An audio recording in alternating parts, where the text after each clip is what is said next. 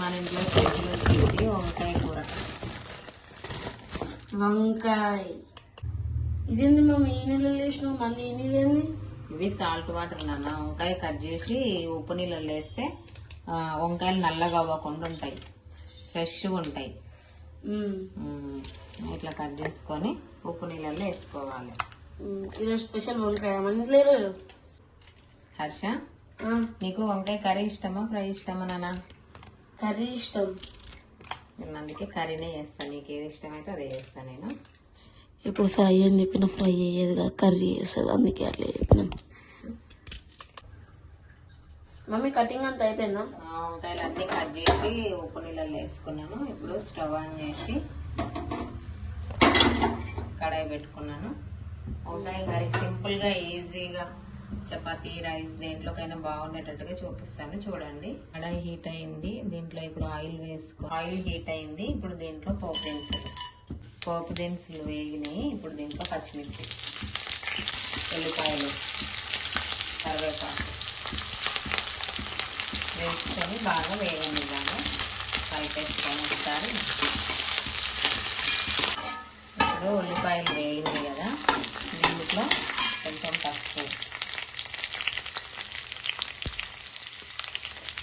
కొంచెం అల్లం వెల్లుల్లి పేస్ట్,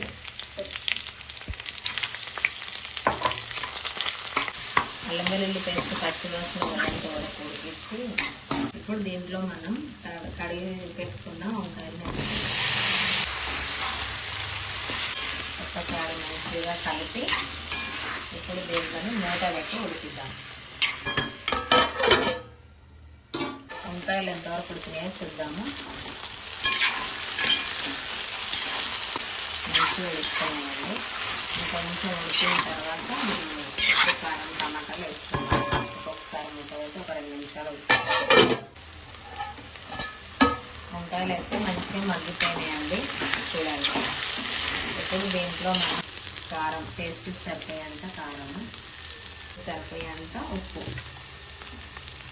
వేసి మంచిగా కలుపుకొని కారం పచ్చివాసన అయ్యేంత వరకు మూత పెట్టుకొని ఉడికించుకొని తర్వాత టమాటాలు వేసుకోవాలి. ఇప్పుడు దీంట్లో టమాటాలు కట్ చేసి పెట్టుకుని టమాటాలు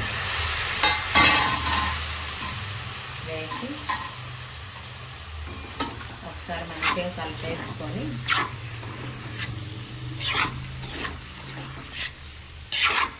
కర్రీ కదా నేను ఒక 3 చిన్న టమాటాలు వేసినాను. ఇంకా వాటర్ ఏమి వేయను. ఈ టమాటా గ్రేవీనే మనకు కర్రీలాగా ఉంటుంది, బాగుంటుంది. చూడండి వంకాయ టమాటా అయితే మంచిగా ఉడికిపోయినది, బాగుంటుంది టేస్ట్. దీంట్లో అయితే వాటర్ ఏమి వేయము మనము. ఈ టమాటా అంటూ చాలా బాగుంటుంది.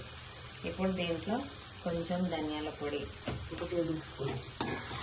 వేసి మళ్ళీ ఒకసారి మంచిగా కలిపి కర్రీ అయితే రెడీ అయిపోయింది. చూడండి ఇట్లా వంకాయ దగ్గర కర్రీ చాలా బాగుంటుంది. గ్రేవీ కాకుండా, ఫ్రై కాకుండా వంకాయ కూర చాలా బాగుంటుంది టేస్ట్. ఇలా ఇది రోటీ, చపాతీ, రైస్ దేంట్లోకైనా బాగుంటుంది. చాలా టేస్టీగా కూడా ఉంటుంది. చూడండి సింపుల్గా అన్నీ ఇంట్లో ఉన్న వాటితోటే చేసేసినాము. పెద్ద ఏమీ ఎక్స్ట్రా ఏమి వేయకుండా. వీడియో మొత్తం చూసినందుకు థ్యాంక్ యూ సో మచ్ అండి. ప్లీజ్ సబ్స్క్రైబ్ చేసుకోండి, లైక్ చేయండి, షేర్ చేయండి, కామెంట్ చేయండి. Thank you for watching.